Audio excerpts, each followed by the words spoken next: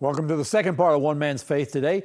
We're looking at a new name. I thought I'd give it to you yet, but I haven't because I hadn't gotten to it. So I'm setting you up, okay? Israel has crossed the Jordan. They're now over just outside of Jericho. They've had Passover. And now Joshua 5, verse 13. Now it came about that when Joshua was by Jericho, that he lifted up his eyes and looked, and behold, a man was standing opposite him with his sword drawn in his hand. And Joshua went to him and said, "Are you for us, or are you for our adversaries?"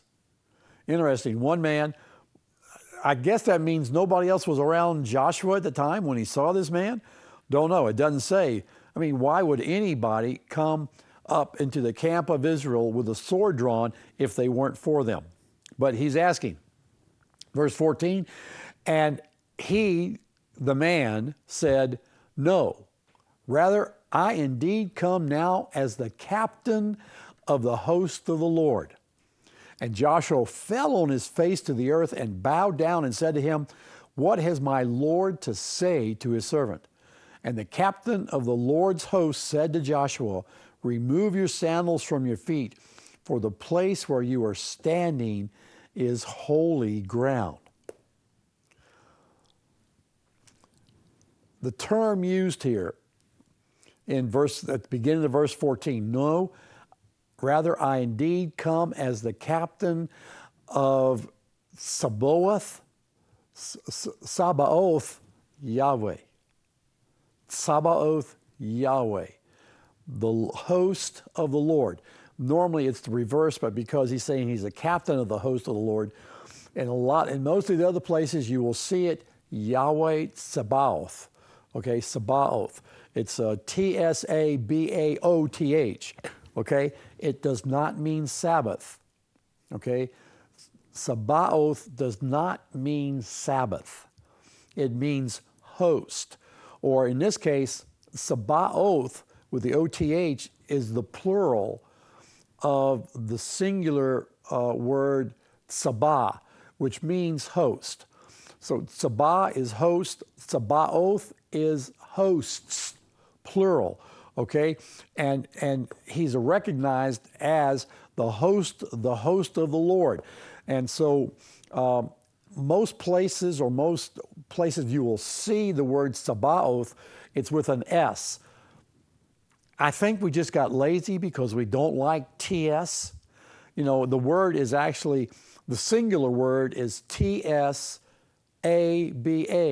Sabah, okay? But we don't like, the TS sound. So we drop the T and make it Sabah. Or if the plural, which is Sabaoth, we make it Sabaoth, okay? We drop that T for some reason. But the actual Hebrew word has a TS instead of a T. Normally, that Hebrew letter is either TS or Z. Okay, so it's a za. It's with the TS sound, and it's different. It's actually it's a different letter than the actual S. They have two other letters that actually are the letter S, but this letter is a TS, tsa, or tsa. Okay, what it means? Host means a mass of persons. That's what it means. In most of the cases, if you look up host or hosts, either one or both, they have a military implication.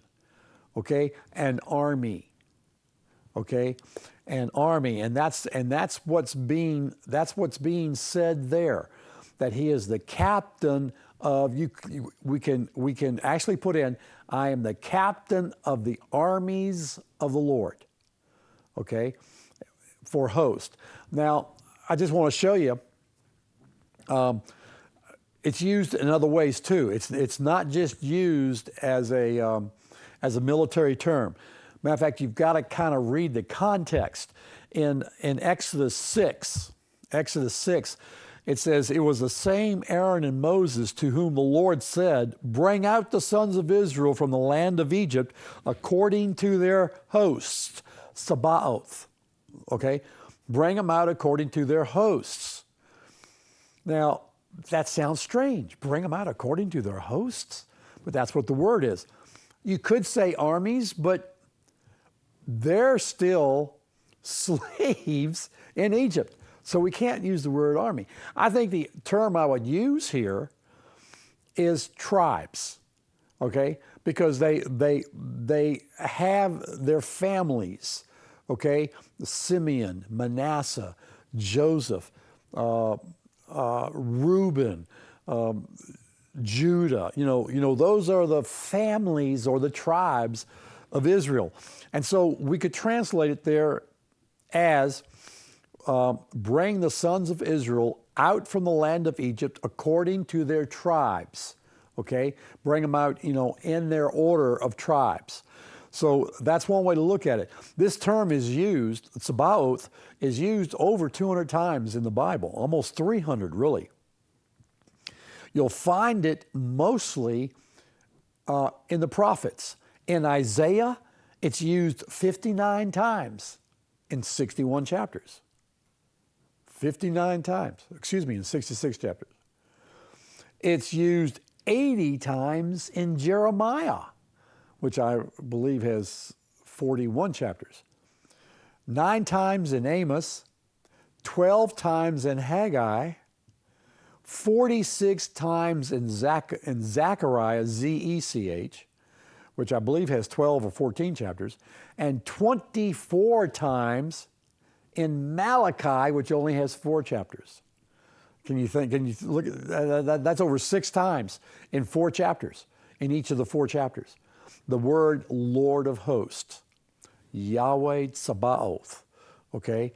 And it's used in different ways. We can look at it like just what we read in Joshua 5. It says, no, rather, indeed, I come as the captain of the host of the Lord, okay? The captain of the army of the Lord, the army of the Lord. It's singular there, okay? The captain of the host of the Lord, all right? Which he's probably talking about God's heavenly army, since he's not really an angel, because you don't bow down to angels, okay? You bow down to God. So in Joshua 5, Joshua bows down to this man when he says that he is a captain of the host of the Lord.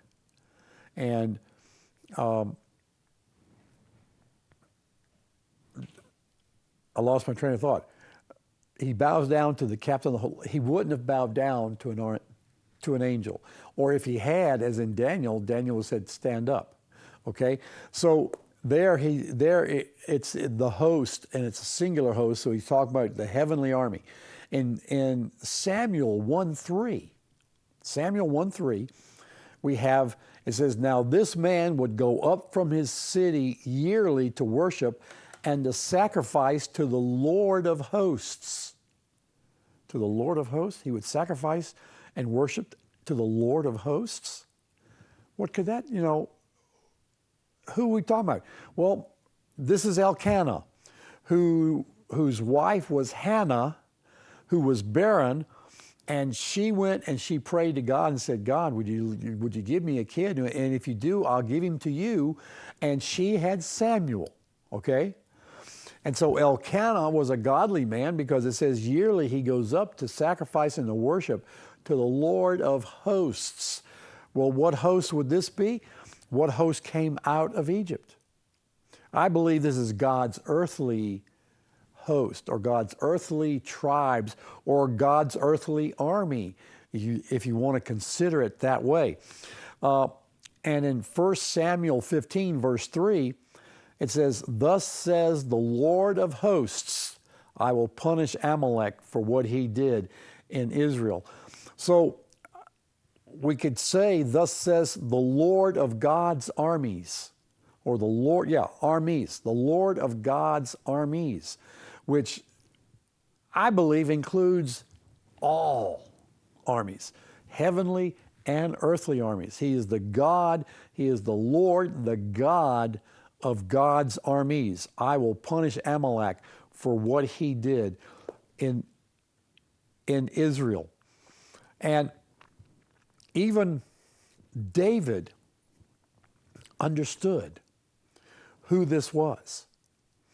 In 2 Samuel 6, it said that David arose and went with the people who were with him to Baal, Judah, to bring up from there the Ark of God, which is called by the name of names, the very name of the Lord of hosts, who is enthroned over the cherubim. The Ark of the Covenant and the tabernacle were all in Shiloh. After the ark was stolen by the Philistines, it traveled around the Philistines and then came back to Israel. It's an interesting story, but wherever the Ark of the Covenant went, it would destroy the god statutes of the Philistines. So they sent it back home. They put it on a cart with 2 cows that had just given birth to calves. You know, mamas are not going to leave their babies. And this is what they said: if God is in this thing, then those cows will take it back, despite the fact that it has calves.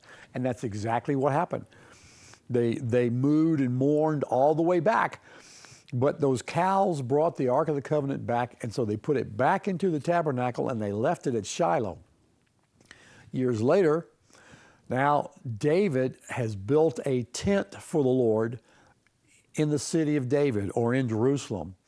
And so they're getting ready to bring from Shiloh to Jerusalem, which is about a 6 or 7 mile journey, if I remember correctly, the Ark of the Covenant.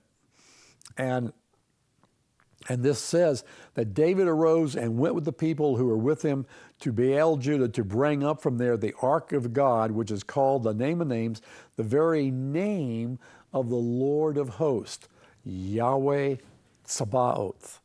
Okay, Yahweh Sabaoth. So David, or they knew who his name was, and so he was the Lord of the tribes. He was the Lord over the earthly armies and the heavenly armies. Okay, with that, I got to take another break. So grab a cup of coffee. I'll be right back.